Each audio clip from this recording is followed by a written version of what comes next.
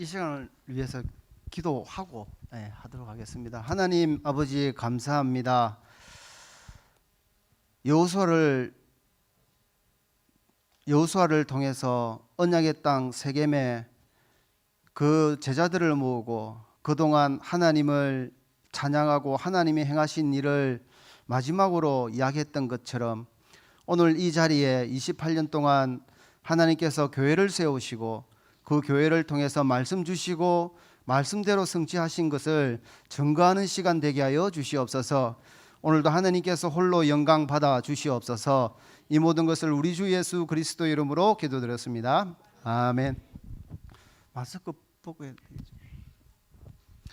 반갑습니다. 저는 새생명교회 이종삼 장로입니다.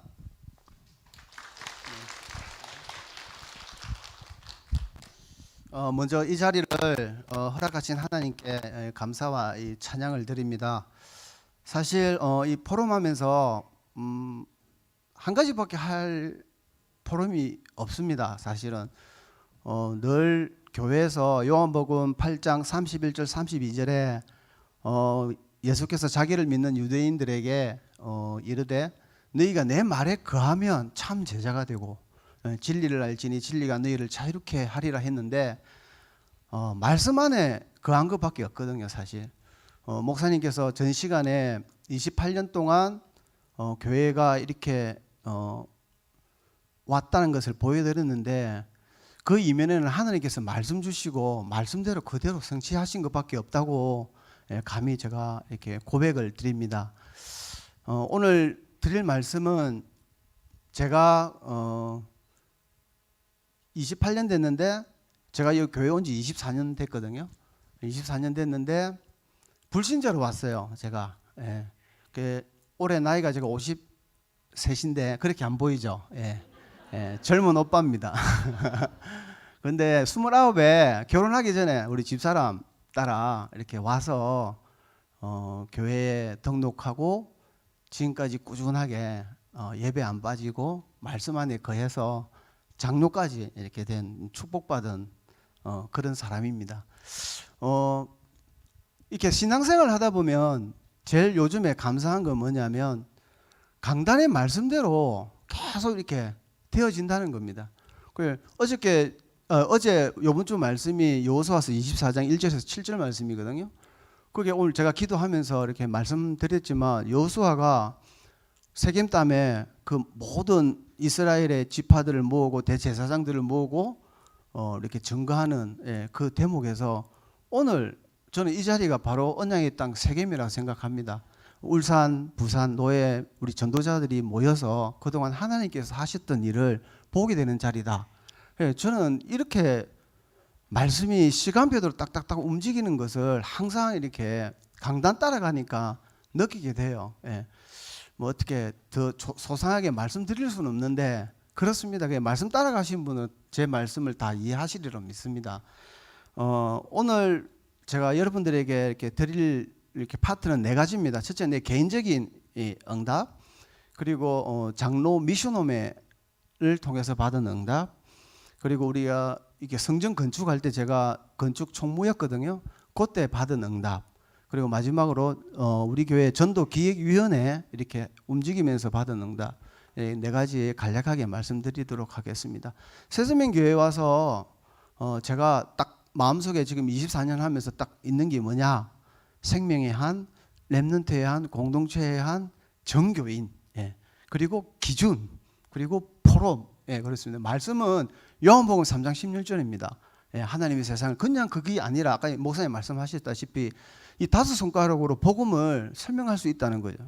그 다음에 하나님에 대해서 신론, 구원론, 인간론, 또 뭐 기독론, 교회론, 이게 저도 많이 정립이 많이 되었거든요.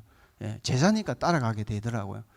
그리고 조금 전에 이야기했지만 요한복음 8장 31절 32절 말씀 늘 귀가 따갑게 듣거든요. 계속 24년 동안 들어왔어. 그런데 좀 잘 안 되긴 잘 안 돼요. 그런 거 하고, 그리고 디모데후서 3장 14절에 17절 아까 목사님이 암송하셨지만 결론은 배우고 확실한 일에 거하는 것밖에 없다. 그게 답이다. 이게 제 결론입니다. 그리고 사무엘서 3장을 보면 15장 22절에 23절 왕이 여호와의 말씀을 버렸으므로 여호와께서도 왕을 버려 왕이 되지 못하게 하였나이다. 그 앞절에 보면 사무엘이 이르되 번제와 다른 제사를 여호와께서 여호와의 말씀을 청중하는 것보다 더 좋아하겠냐. 예? 그리고 이것을 거역하는 것은 점치는 우상과 점치는 제와 같고 완고한 것은 사신 우상에게 절하는 제와 같다 그렇게 말씀하셨거든요. 그러니까 늘 우리 목사님은요 말씀을 강조합니다. 뭐 딴 거 강조 안 합니다. 말씀입니다. 왜? 말씀이 하나님이니까. 예, 그것밖에 저는 들은 것밖에 없어요 사실. 예, 거기에 대한 정인입니다. 예. 신명기 30장 14절에 보니까 그러면 이 말씀을 받고 이렇게 행하기가 되게 어렵다고 생각하시잖아요. 근데 신명기 30장 14절을 이렇게 보니까 그 말씀이 내게 매우 가까이 있어 입에 있고 마음에 있은즉 그 말씀을 행할 수 있다고 이렇게 말씀하시더라고요. 그러니까 늘 말씀을 담으라고 말씀하시거든요. 목사님은 말씀을 묵상하고 말씀을 적고 해라. 그러니까 저도 보니까 24년 동안 이렇게 될 때도 있고 안 될 때도 있는데 결론적으로 뭐냐? 말씀이 당기면 은혜가 되고요. 말씀 밖에 있으면 은혜가 안 되고 그렇더라고요. 결론은 말씀이 내 마음속에 생각 속에 영혼 속에 당기느냐 안 당기느냐 나머지는 하나님이 다 하시더라고요. 그 말씀을 이루어 나가시는 것은 하나님이시기 때문에 말씀만 담는 그래서 배우고 확실한 일에 거하라 그러죠. 예. 힘써야 되는 거예요. 예. 개인적으로는 그렇습니다. 제가 이 말씀을 준비하면서 가장 감사한 게 뭐냐 이 생명의 하늘 가진 교회에 와가지고 제가 생명 얻은 겁니다. 이게 생명 누리고 예. 그리고 제가 24년 동안 뭐 신앙생활 잘할 때도 있고 못할 때도 있고 이랬는데 초창기에 뭐 뺀질뺀질거리고 불신자 때 와가지고 이렇게 봤을 때 너무 감사한 건 뭐냐면 제가 기존 교회 가서 아마 적응을 못했을 겁니다. 내가 되게 강한 사람이거든요. 근데 이제 올 때마다 이상하게 술 한잔 먹고 오면은 술 먹는 하나님의 자녀, 담배 피면 담배 피는 하나님의 자녀 늘 목사님 그렇게 말씀하시대요. 성령께서 그렇게 인도하시는지 모르겠지만 지금은 안 하지만 어쨌든 그게 참 나를 하여금 참 자유케 했습니다. 사실 그 말씀이 강단의 말씀들이 이 복음이 참 자유구나. 진리를 알지니 진리가 너희를 어떻게 자유케 하리라. 그래서 신앙생활을 사실은 아무 이렇게 제약 없이 편안하게 이렇게 말씀 따라서 지금까지 온 것 같고 두 번째로는 생명의 하늘 이제 개인적으로 중직자로서 목사님을 봤을 때 이게 평가하는 것이 아니라 우리 목사님은 이제 생명이 한 밖에 없다. 결론적으로 그렇게 저는 느낀 게 두 가지 개인적으로 제 아버님 어저께 말씀도 그런데 아브라함의 아버지 테라가 사신 우상 숭배를 되게 많이 했잖아요. 그런데 하나님이 아브라함을 불러가지고 이렇게 또 축복하셨잖아요. 그 제거든요. 저희 아버지가 엄청 이렇게 우상 가문에 해갖고 제사 지내고 막 그랬거든요. 그런데 저를 불러낸 거잖아요. 그게 말씀이 얼마나 딱딱딱 떨어집니까? 예. 그런데 저희 아버님이 아프셔갖고 병원에 이제 입원했는데 그래도 복음을 전해야 될 거 아닙니까? 우리 교회 매번 왔는데 영접 안 하더라고. 그래서 목사님하고 두 분의 목사님 모시고 동의어려운 수술하기 전에 딱 갔는데 복음을 전하니까 당연히 안 받죠. 그렇게 우상이 심한데. 그런데 웬간하면 한 번 전하고 말 거 아닙니까? 근데 목사님 또 한 번 더 정했어요. 그러니까 아버지가 또 안 받았어요. 그런데 또 전하는 거예요. 근데 한 세 번 전했어요. 세 번. 예. 근데 그거 보면서 내가 뭐 울었습니다.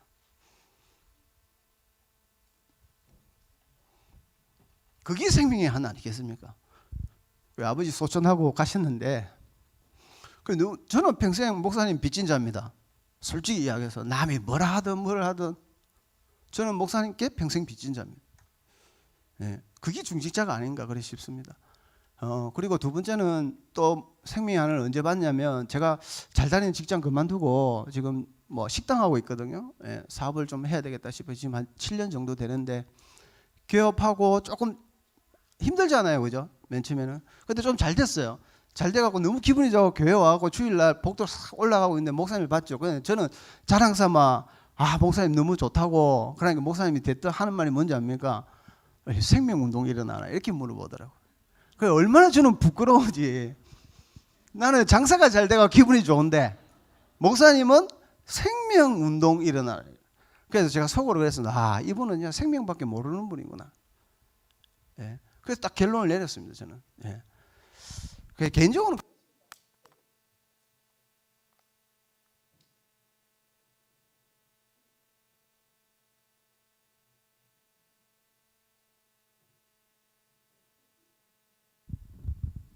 제가 백내장 수술해갖고 가까이 있는 게 잘 안 보입니다. 죄송합니다. 먼 데는 잘 보이는데. 두 번째로는 그 성전 건축 현장에서 이루어진 하나님의 말씀입니다.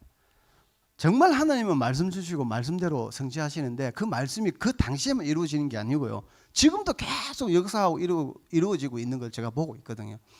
성전 건축 2011년도 우리가 했는데 10년도, 2009년도에 주신 말씀이 학개서 1장하고 2장. 학개서 1장, 2장밖에 없으니까 얼마나 많이 읽었는지 거의 외우다시피. 예.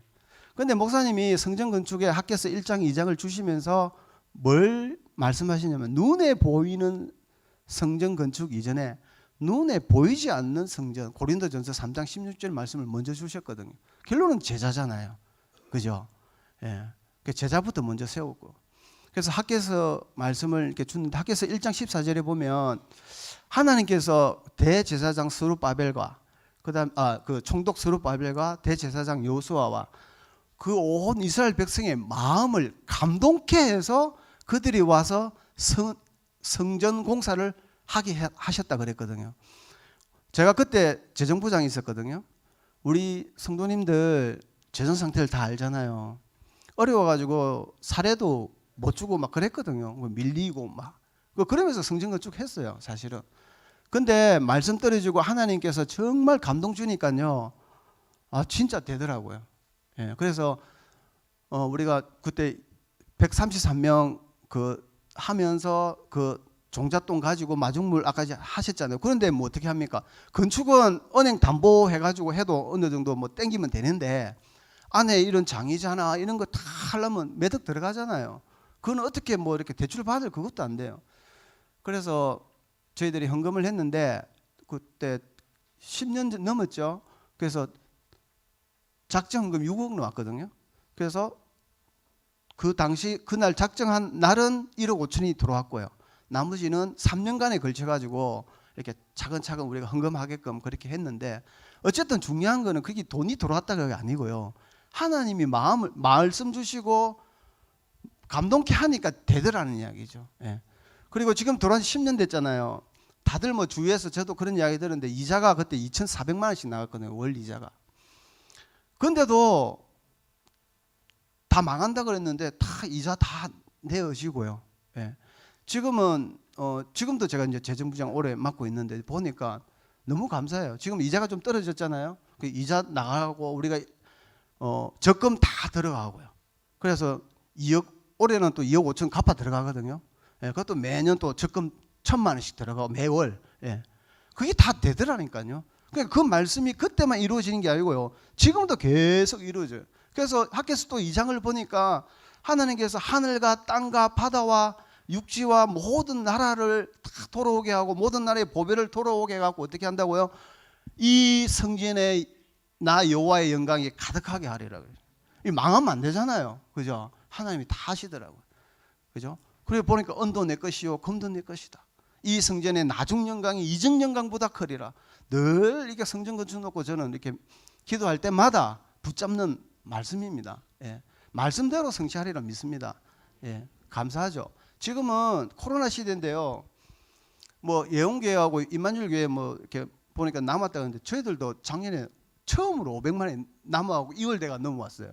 근데 새세명교회 생기고 처음이라니까요. 근데 그 뒤로 제가 지금 재정부장인데 계속 남아요. 이게 비밀인데 이거. 예. 그러면 뭐 다 달라고. 어쨌든 너무 감사하죠.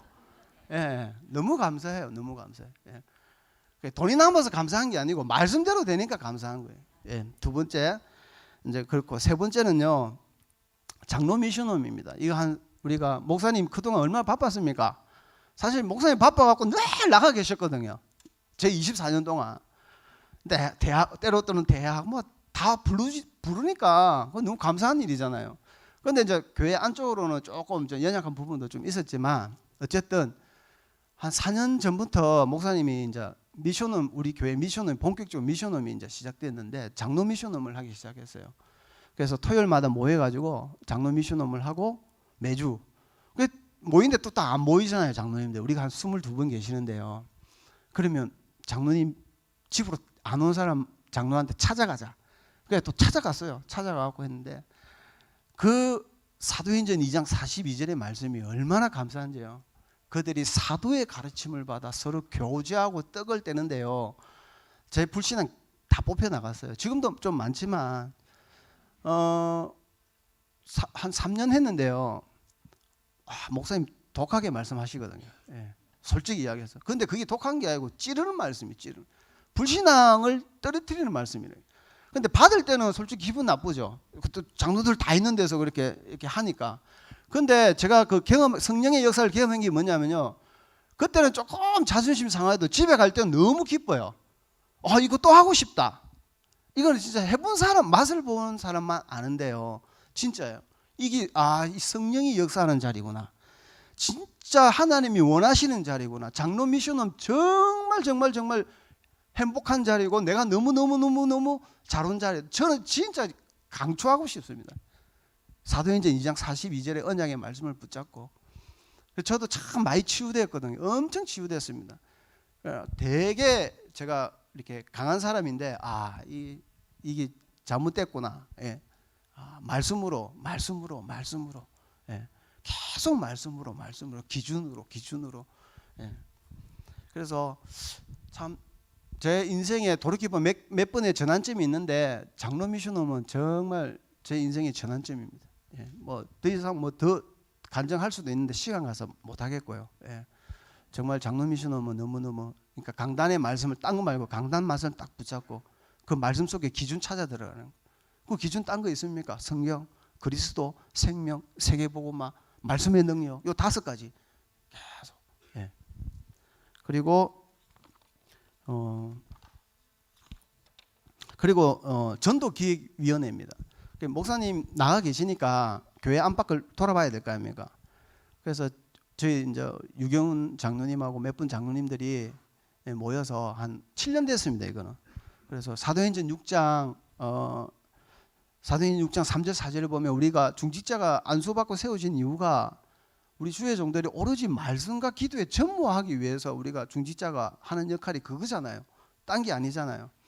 그래서 전도기획위원회를 했습니다. 그래서 부목사님하고 우리 그 장로님들 맡은 렘넌트 파트, 뭐 재정 파트 이렇게 각 부서의 장들이 모여서 매주 토요일마다 말씀 포럼하고 필요한 거 교회에 필요한 거 계속 회의하고 그럼 그 회의한 걸 가지고 그 다음 날 요약 정리해서 우리 유경훈 장로님이 목사님한테 가서 보고하고 그 보고한 걸 또 수중 상황 또 잘못된 거 또 받아가지고 또 실행하고 보고하고 실행하고 그걸 한 7년 계속 했거든요.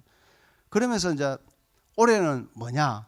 올해는 우리가 4가지 비전이 25년 4가지 비전인데 1만 성도를 위한 교회 행정위원회 이렇게 만들어서 그와 관련된 부서들 딱 모으고 그다음에 렘넌트 기획위원 모으고 전도 문화 모으고 그다음에 또 뭐죠? 또 한 생각이 안 나. 어쨌든 4가지. 예. 그렇게 해갖고 올해는 어떻게 하느냐? 3개월 동안 중직자 중심으로 교육자 중심으로 렘넌트 간사 다 세워가지고요. 매주 끝나면 파트별로 돌아가면서 보고하고요. 그러니까 1년 스케줄 보고하고 목사님한테 그거 듣고 수중상 듣고 계속 그렇게 돌아가면서 계속 그렇게 하고 있어요. 그러면 뭐가 좋으냐? 소통이 돼요. 소통. 저는 교회 생활 처음이거든요. 교회가 딴 데는 몰라요. 왜냐? 불신자로 와서 새서명 교회가 처음이니까 딴 교회가 어떻게 하는지도 모르겠지만 제일 중요한 건 저는 나름대로 소통이라고 생각하거든요. 목사님과의 소통, 교인과의 소통, 상하 소통, 좌우 소통 이거 요거 안 되면 사단이 늘 틈타더라고요. 제가 봤거든요. 늘 시기하고 질투하고 오해하고 뭐가 그리 오해하는 게 많은지 그 오해하는 이유가 결론은 소통이 안 돼서 그런 거잖아요. 그래서 이게 소통되니까 우리 교회가 예전보다는 이렇게 행복해지고요. 별로 오해할 것도 없고요. 또 우리 목사님 장점은 또 뭐 다 양보하세요. 거의 기준 아닌 것만 빼고 그냥 우리가 뭐 이렇게 해야 되겠습니다. 기획에 올리면 해랍니다. 예. 네, 그렇게 해요. 근데 이제 이거 하면서 이제 제가 느낀 게 뭐냐면 하나님의 시간표를 느꼈어요. 예. 창세기 21장을 보니까 여호와께서 말씀하신 대로 사라를 돌보셨고 여호와께서 말씀하신 대로 사라에게 행하셨고 여호와께서 말씀하신 시기가 되어 아브라함에게 아들 이삭을 줬다 그랬잖아요. 그게 말씀 시기가 있더라고요. 늘 돌보시는데 그 때가 있더라니까요. 굿타임. 영어 성경 보니까 굿타임으로 돼 있던데. 예. 근데 아무리 좋은 기획이라도 이게 제가 경험해 보니까 7년 동안 경험해 보니까 아무리 좋은 기획, 아무리 좋은 생각이라도 교회 시간표가 안 맞으면 하나님이 안 여시더라고요. 예. 제가 되게 좀 고집이 세 갖고 이렇게 많이 이렇게 뭡니까 이게 개혁적이라서 많이 이렇게 의견을 내는 스타일 중에 하나인데 예. 안 되더라고요. 진짜 안 되더라고요. 저는 진짜 그걸 많이 느꼈어요. 아, 하나님이 원하셔야지 되는구나. 하나님의 시간표가 돼야 되는 거구나. 그리고 성령이 역사해야 되는 거구나. 그거를 많이 경험을 했습니다, 사실은. 그래서 전도기획위원회는 아마 뭐 계속 이렇게 하면 우리 교회가 앞으로 4가지 비전을 가지고 1만 성도, 3천 제자, 1,000군데 어린이 성경학교, 또 뭡니까 500군데 지교회, 그다음에 20개 나라 선교사 파송하는 이 일에 전도기획위원회가 계속 이렇게 하려고 보면 하나님께 인도 받으리라고 믿습니다. 예, 이제 마지막으로 뭐 저 개인적으로는 그렇습니다. 이제 이 비전을 가지고 중직자로서 뭘 해야 되겠냐? 예, 저는 뭐 300명 영재운동, 30명 제자 세우는 일에 그리고 5개 지역 어린이 성경학교와 지교회와 그다음에 중국 담당 중직자로 남은 인생 좀 쓰임 받아야 되겠다. 그리고 진짜 헌당. 빚을 우리가 갚아 나가겠지만 랩런트한테 주면 안 되잖아요, 그죠? 그게 진짜 한이거든요. 그래서 지금도 뭐 이렇게 식당 하고 있지만 진짜 하나님께 기도하고 있습니다. 진짜 우리가 다윗처럼 다 이렇게 해놓고 갔으면 좋겠어요. 그래서 우리 후대들이 마음껏 그냥 그 빚 그 세상 사람한테 안 주고 그냥 마음껏 전도 선교하는 일에 쓰임 받았으면 좋겠어요, 사실은. 예. 그러고 이제 그 한 가지는 이제 부산지부 대학 선교센터. 제가 이제 대학 사역에서 이렇게 컸기 때문에 그것도 한이에요. 그래서 부산 파라 쪽이잖아요. 그래서 많이 약한데 돈 벌면 그런데 좀 서고 싶어요. 그래서 부산지부 대학 선교센터 건립하고 올바로 진짜 사도행전 19장에 그 두라노 서원의 응답을 제대로 좀 받고 남은 인생 그냥 하나님께로 가고 싶습니다. 예, 이상입니다. 예.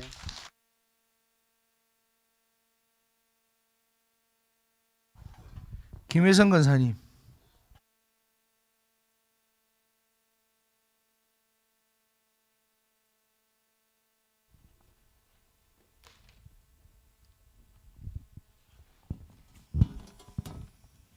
안녕하십니까. 마스크. 김혜성 권사입니다. 저는 새생명교회 초등학교 2학년 때 지하 30평 모라에 있을 때부터 출석을 했는데요. 저는 이 자리에 저희 교회가 인도받고 있고 응답받고 있는 복지 랩넌트 시스템에 대해서 말씀드리기 위해서 나왔습니다. 근데 먼저 그것을 이야기하기 전에 제 이야기를 먼저 드리자고 하면 초등학교 때 뭐 그 큰 사모님으로부터 다락방을 하고 또 어린이 성경학교를 하고 캠프 속에서 있고 다락방 운동, 다락방 시스템 속에서 있었는데 그 속에서 복음으로 삶이 치유받지 못하고 복음으로 답을 얻지 못했기 때문에 중고등학교 시절을 엄청 방황하면서 보내게 돼요. 그래서 결국엔 되는 척하면서 살다가 교회 안에서 이중생활하고 학교에서 삼중생활하고 하면서 또 그런 그 초창기 다락방 랩런트들이 그런 랩런트들이 많은 걸로 알고 있는데 저 또한 마찬가지로 그렇게 자라고 결국에는 그 결과로 20살 이후에 이제 교회를 떠나게 됩니다. 교회를 떠나게 돼서 한 5년 동안은 교회를 출석하지 않아요.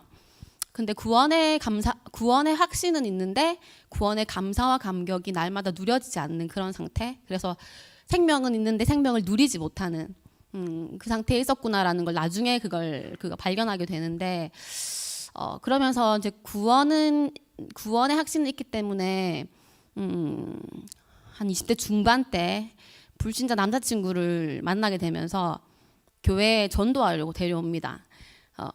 교회 성전 건축 다 되고 처음으로 왔거든요. 그 두 번째 성전에서 제가 교회를 안 나오기 시작하다가 이제 새 성전이 건축되고 제가 교회를 다시 왔는데 그 전도할 그 목적으로. 근데 복음을 듣고 정중하게 영접을 거절했다 하더라고요. 불신자는 못 만나잖아요. 일단 하나님의 은혜죠. 헤어졌어요. 근데 그때 처음으로 지금 남편을 교회에서 보게 됐어요.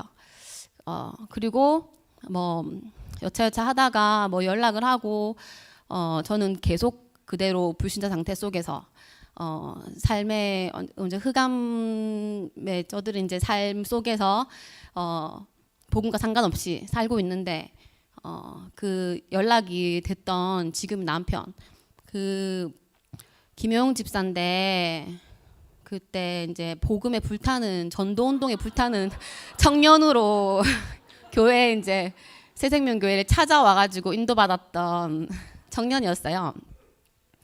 근데 이제 뭐 결혼 안 하신 분들도 계실 텐데 잘 들으셨으면 좋겠습니다. 저는 그때 이제 주일에도 교회를 안 나오고 매일매일 뭐 말씀이랑 완전히 거리가 멀죠. 근데 이 김영우 집사가 그때 그 청년이, 복음에 불탄 청년이 매일 말씀을 보내줘요. 그리고 그 주일날 강단 말씀을 보내주고요. 나중에 기도첩을 사주면서 기도첩을 같이 하재요. 포럼을 같이 하재요. 포럼 지금 손뗀 지 6년 7년 됐는데, 그래가지고 이제 번뜩하는 거예요. 우리 집에서 이제 나를 기다리고 있는데 교회에 돌아오도록. 그래서 이제 장로님이 보내셨구나, 낙심자 이제 케어하라고 사역자를 붙이셨구나 해가지고 물어봤더니 아니래요. 어쨌든 그때 그러면서 기도 수첩을 통해서 이제 포럼을 하자, 강단 말씀 포럼을 하자, 만나면 계속 말씀을 펴는 거예요. 계속 포럼 뭐 하고, 막 대학 부수련회 막 이런 거 있잖아요. 세계 청소년 수련회 있으면 다 인터넷으로 같이 볼 수 있게 막 계속 장을 만드는데, 그때는 별로 안 좋았죠. 근데 이제 많이 기다려 주더라고요. 기도첩을 날마다 다시 회복하는 가운데 하나님이 은혜로 예배가 갈급하도한 마음을 주셨어요. 그래서 다시 교회에 오게 됩니다. 다시 교회에 왔을 때 이제 그 슬며시 이제 기둥 뒤에서 뭐 저 옆에서 이렇게 다시 예배를 이제 드리기 시작하는데, 우리 권사님들이 제가 잘하는 모습을 다 봤잖아요. 오니까 등짝을 때려요. 이제 왔냐고. 근데 아파서가 아니고 너무 감사해서 눈물이 나는 거예요. 나를 기다리셨구나 하는 마음. 아, 나를 위해서 기도하고 계셨구나, 이런 마음에 되게 감사하더라고요. 이제 그러고 저희가 이제 짧은 연애 기간을 마치고 결혼을 하게 돼요. 왜냐하면 이제 이 복음이 나를 기다렸고, 이 복음을 위해서 내가 살아야겠다라는 결론을 냈는데, 그래서 결혼을 했어요. 그 결혼할 수 있는 상태가 아니었지만 교회를 떠나 있었던 나의 모습을 온 집안이 봤었기 때문에 오직 복음의 그 한을 가지고 오직 복음의 결론을 낸 남자친구를 만나니까 빨리 결혼을 시키더라고요. 그래가지고 결혼을 빨리 하고, 그리고 신혼 초 때까지도 제 상태에서 벗어나지 못했어요. 말씀은 오고 예배도 드리고 와서 되는 척도 또 하고 있는데, 또 저는 별로 이렇게 삶이 완전히 이렇게 치유되어지는 상태가 아니었어요. 지금도 과정 중이지만, 그러고 이제 첫째 아이가 생기는데, 그때 이제 병원에서 이렇게 암으로 갈 수 있는 이제 단계에 있다 이렇게 그 나오고 이제 첫째를 낳고 그 가정에서 되게 일이 많았는데 다운증후군 같다 해가지고 한 병원에서는 임신 중절을 요구를 하더라고요. 이제 권유를 하더라고요. 근데 안 했어요. 저는 잠이 안 오더라고요. 남편은 되게 잘 자더라고요. 믿음이. 그래서 근데 이제 그리고 내가 하나님이 나의 전부라고 고백하고 그 어디나 하늘나라라고 고백하면서 아니었구나. 내가 선택한 하늘나라였구나라는 게 발견되더라고요. 나를 지금까지 인도하신 하나님, 나를 구원하시고 지금까지 정말 많은 사건과 사고와 또 그 환경 속에서 변화시키시고 또 인도하신 그 하나님을 내가 정말 못 믿고 있었구나라는 게 발견되더라고요. 그리고 괜찮습니다 고백되더라고요. 그리고 이제 첫째가 태어나고 진짜 다시 이제 병원에서 검사를 했는데 이제 암으로 나와요. 그래서 이제 세부 검사를 해야 되는 그 과정 속에서 또 둘째가 생기거든요. 근데 이제 그냥 보통 병원에서는 유산을 유도를 그거 또 하라고 이렇게 하는데 그냥 유지를 해보자 하더라고요. 그러니까 지금 어쨌든 결론적으로는 넷째 임신 중입니다. 네. 넷째 임신 중입니다. 원래 그 자궁도 그거 떼어내라고 이제 안전하게 이제 그렇게 했었었는데 2%의 가능성 때문에 근데 하나님이 그때 이제 렘넌트에 대한 시대적인 한 그거를 붙잡게 하셨어요. 그래서 이렇게 지내오다가 나 혼자만 할 수 있는 것이 아니더라고요. 나 혼자 예배 드릴 수 있다고 생각하고 나 혼자 렘넌트를 양육할 수 있다고 생각했었는데 그런 과정 속에서 제가 우리 교회가 이제 개척되어지고 새생명 성교원이라는 이제 성교원이 시스템이 생겼는데 그 속에 무엇을 위해서 오게 되냐면 제 개인 예배 회복을 위해서 오게 돼요. 이제 렘넌트는 둘째치고 렘넌트가 그때 1살 기어 다닐 때였는데 개인 예배가 난 될 거야라고 자만하고 교만했는데 안 되더라고요. 집에서 아이랑 같이 있으면서. 그래서 이제 그때 성교원을 같이 인도받고 그러면서 진짜 삶이 치유되는 미션홈을 체험했어요. 성교원에서. 나는 진짜 안 되고 너무 안 되는데 거기다가 렘넌트들은 또 바글바글해. 정신이 하나도 없는데 근데 여기서 하나님이 말씀을 통해서 강단 말씀을 통해서 날마다 예배를 드리거든요. 강단 말씀을 렘넌트들한테 심어주는 그 시스템을 가지고 있는데 강단이 흘러나오는 것을 통해서 그 죽어 있는 모든 현장이 살아나는 그 에스겔 말씀에 있잖아요. 그리고 마른 뼈가 살아나는. 근데 그 강단 말씀이 저한테까지 흘러 들어오고 또 그것이 후대들한테까지 흘러 들어가는 그 시스템이 쉬운 것 같지만 안 되었었거든요. 근데 성경을 통해서 하나님이 매일매일 먼저 말씀을 통해 내가 살아나게 하시고 또 진짜 안 되어지는 렘넌트 현장 그리고 그 불신자 가정에서 또 버려지고 있고 또 방치되어져 있는 그 렘넌트 현장 거기서 필요한 것이 진짜 생명이고 이 생명을 누리게 할 수 있는 것은 말씀이 흘러 들어가는 것밖에 없다라는 하나님이 그걸 이제 보게 하시고 그래서 지금까지 새생명 선교원을 저는 이제 한 7년 정도 같이 인도받고 있습니다. 그 과정 중에서 진짜 하나님이 주신 응답은 내가 세워지는 나를 발견하는 것을 보게 하셨는데 진짜 아무것도 없는 그곳에서 진짜 아무것도 안 되는 그곳에서 오직 복음이면 된다라는 오직 예수 그리스도 안에 생명이 있고 그 생명이 모든 것이라는 그것에 결론 내고 그것만 했는데 하나님이 진짜 염려되어질 만한 다른 모든 것들은 진짜 해결되었다 이게 아니고 그냥 그리스도로 감사할 수 있는 그 응답을 하나님이 주신 것 같아요. 그래서 되게 감사하고 이제 그러면서 저는 이제 이번 2021년부터는 이제 NRSS라는 미인과 대안학교, 그러니까 우리 성전을 하나님이 주셨고 여기서 랩넌트 운동을 하게 하시고 랩넌트를 통해서 생명 운동을 하게 하시는데 거기에 교회에서 저처럼 이제 자라났지만 말씀이 없고 말씀을 확신하지 못하고 확증하지 못하고 그런 상태 속에서 또 뭐 통계적으로는 그렇대요. 98%가 랩넌트 그거 후대들이 떠난대요 교회를.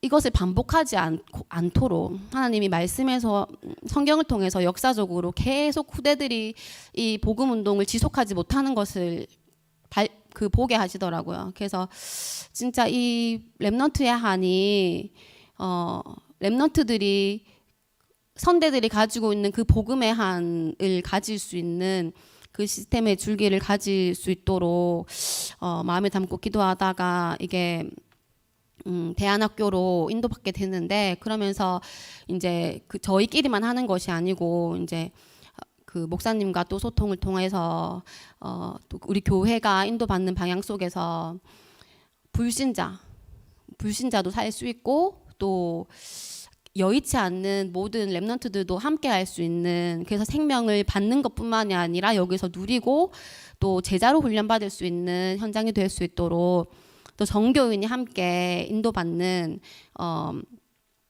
수 있는 그런 이제 돕고 할 수 있는 이제 기도 제목을 가지고 시작을 하게 됐고요. 그리고 저희 교회는 이제 두 개의 아동 청소년 공동생활 가정이 있고요. 2개 지역 아동 센터가 있고 제가 말씀드린 성교원 그리고 RSS 홈스쿨 NRSS 대안학교 그리고 거제 지교회에 있는 RSS 홈스쿨 미션홈이 있어요. 자 먼저 그 에바다 드림홈 리더홈이라는 그 아동 청소년 공동생활 가정은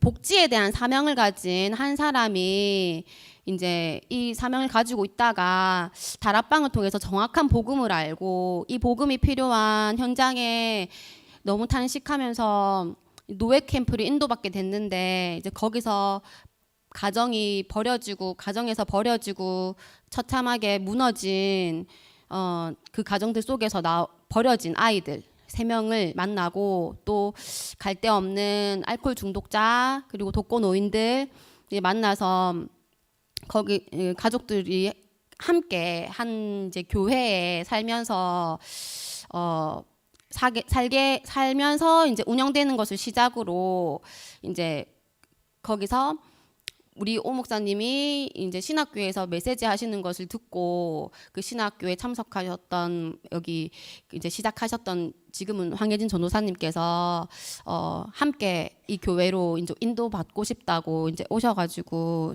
그때부터 이제 생명 랩넌트 공동체 하는 함께 가지고 운영되어져서 오다가 진짜 오랜 기간 동안 정부의 지원이나 보조 없이 자체적으로 이제 운영되어서 오다가 점차적으로 이제 시간표에 따라 지역사회 후원자들이 생기고 그러면서 그룹홈으로 지금은 이제 여러 가지 국가에서 보조가 되어지면서 여러 가지 하지 못하고 한 가지만 하라고 해가지고 이제 랩넌트 운동을 선택하셔가지고 아동복지로 이렇게 아동 청소년 공동생활 가정으로 지금 인도받고 있습니다. 그리고 거기에 이제 이어서 저희 교회가 가지고 있는 그 생명 랩넌트 공동체의 한이 우리 그 온 성도들이 가지고 있는 한이잖아요. 그러면서 지역 아동센터가 처음부터 지역 아동센터가 된 것이 아니고 이제 어린이 전도 운동의 연장으로 지역에서 시작하게 된 것이 계속 자비량으로 이제 랩런트들에게 복음 전하고 또 그 학교 이후의 공부들을 봐주고 먹이고 뭐 이렇게 같이 생활하면서 지내다가 나중에 이런 이제 구청 쪽에서 이제 연락이 오셔가지고 이렇게 지역 아동센터로 또 인가를 받게 된 이제 아동센터가 이제 2군데가 있고요. 그리고 이제 거제 지교회의 이제 RSS는 오랫동안 그 두 가정이 매일매일 강단 말씀 속에서 또 랩넌트 운동을 한을 품고 부모들이 다 함께 이제 포럼을 통해서 기도하면서 준비해 오다가 이게 지금은 한 가정에서 함께 살면서 두 가정이 이 미션홈을 함께 하면서 홈스쿨을 운영하고 있어요. 그래서 그 지역에 도움이 필요한 다문화 그리고 그 미자립 교회도 돕고 그 다문화의 그 이색 아이들도 또 그 미션홈으로 함께 이제 인도받고 거기서 이제 생명 운동이 일어나는 시스템으로 인도받고 있습니다. 네, 그래서 저희가 붙잡은 그 생명을 위한 오직 이것을 기록함은 하나님의 아들이 그 생명을 얻게 하기 위함이라 하셨잖아요. 그 생명이 우리 안에 있고 이 생명 운동이 그 비단 새생명교회 한만이 아니라 하나님의 한이고 그래서 이 생명 운동을 한으로 붙잡은 제자 한 사람이 시대적인 문제, 랩넌트의 문제를 안고 기도하고 또 제자를 세울 때 그 한 제자를 통해서 교회가 살아나고 지역이 살아나고 나라가 살아나고 또 민족과 세계가 살아날 줄 믿습니다. 그래서 저희 교회가 잡은 25주년 비전도 이 속에서 반드시 이루어질 응답이라는 것을 믿고 또 모든 교회가 그렇게 응답받으셨으면 좋겠습니다. 감사합니다.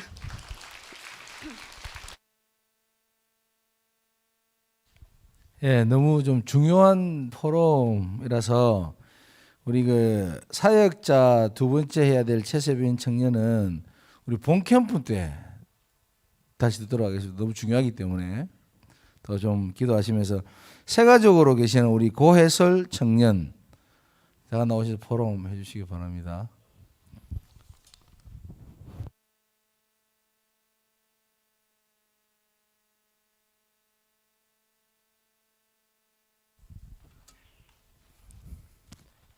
네, 안녕하세요.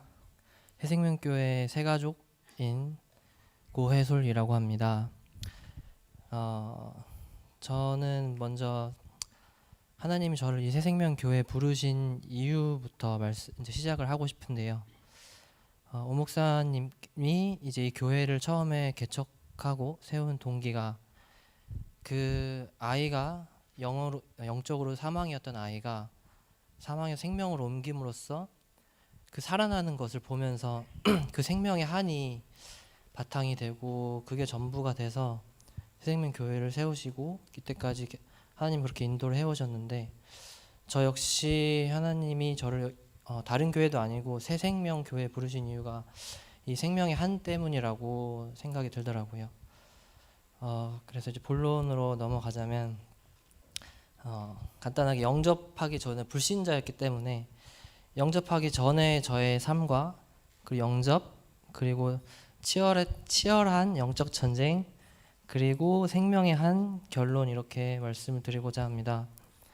영접 전에 저의 삶은 정말 기독교를 모태신앙이나 어릴 때부터 이제 믿으셨던 분들은 잘 모르시겠지만 정말 불신자들의 그런 완전한 절망과 그 소망 없는 삶은 상상하기 좀 힘들 정도로 창세기 3장 말 그대로 정말 반드시 죽어 있는 상태고 정말 소망이 없는 상황이 됩니다. 그래서 고등학교 때 정말 굉장히 힘든 시기를 보냈는데 그때 뭐 정말 여러 가지가 너무 많지만 뭐 여러분 뭐 들어보지 못한 뭐 여러 뭐 뉴에이지 단체나 뭐 그런 것들을 또 따라다니면서 온갖 명상 프로그램과 어떻게든 소망을 얻고 진리를 또 찾아보고 이 현 상황에서 좀 더 나아져 보려고 그런 수많은 또 기법들과 또 어떤 심리 치료 그런 것들을 다 해도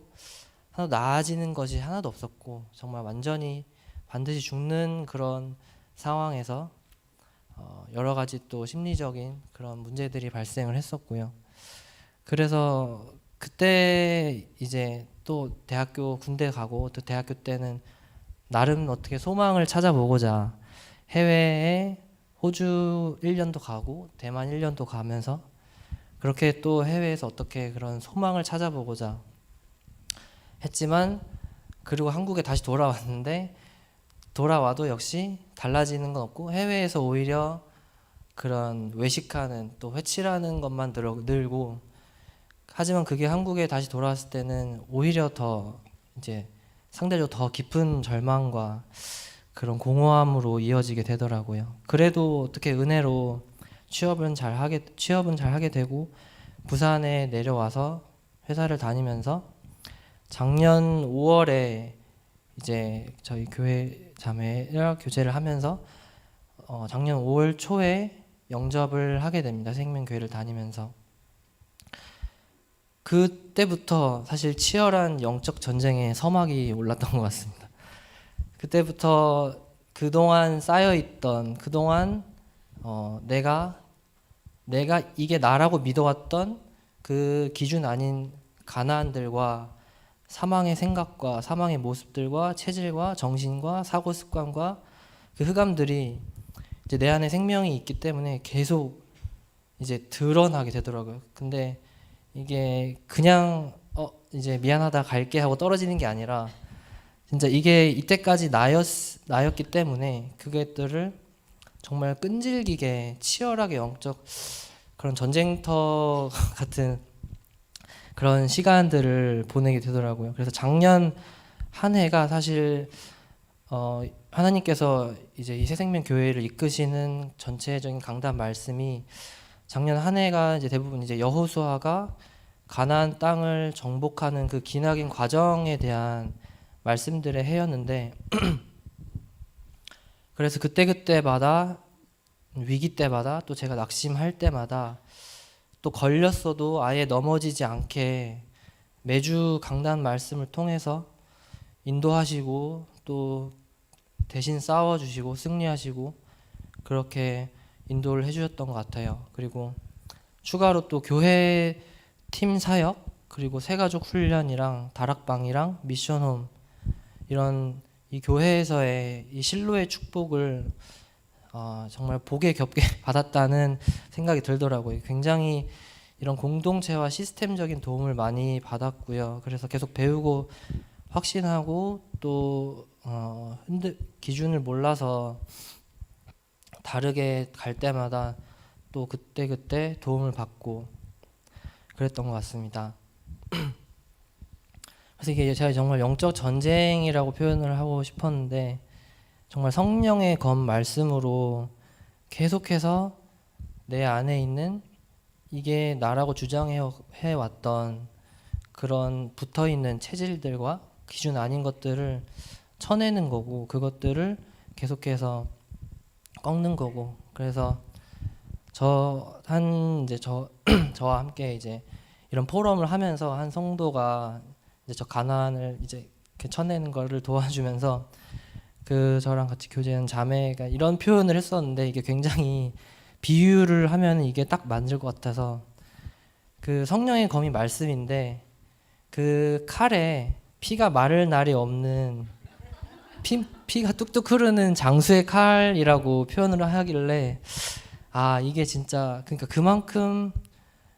그만큼 이게 치열한 싸움의 한 해였던 것 같아요. 그리고 지금도 계속해서 싸우고 있고 어차피 이 창세기 3장 속에 있는 이 세상 속에 있는 이상 죽기 전까지는 계속 싸우는 인생이고 승리하는 인생이기 때문에 그래서 만남도 결국 목적이 생명이라서 만나게 하시는 거구나 라는 생각이 들더라고요. 그래서 뭐 제 기준으로 뭐 평안이 목적인 만남, 뭐 행복, 뭐 사랑, 뭐 이런 그런 나의 기준이 아니고 이제 그게 생명의 한 때문에 이 교회를 부르셨구나 이렇게 느껴졌고, 그래서 생명의 한에 관해서는 전 두 가지를 말씀을 드리고 싶은데, 첫 번째는 이제 절대 절망에서 절대 소망으로 이제 바뀌었다는 건데요. 에베소서 2장 12절에서 13절 말씀 중에 되게 와닿았었는데, 그때 너희는 그리스도 밖에 있었고